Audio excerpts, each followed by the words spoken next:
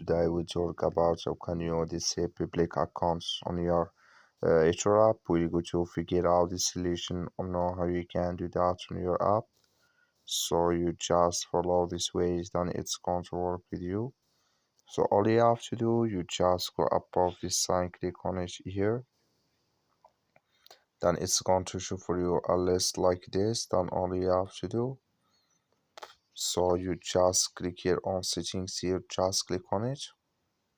Then it's going to take you to this list. Then all you have to do now, just click here on privacy. When you just click here on privacy here, then it's going to take you to this list. Come here to public accounts, click in this sign or this color.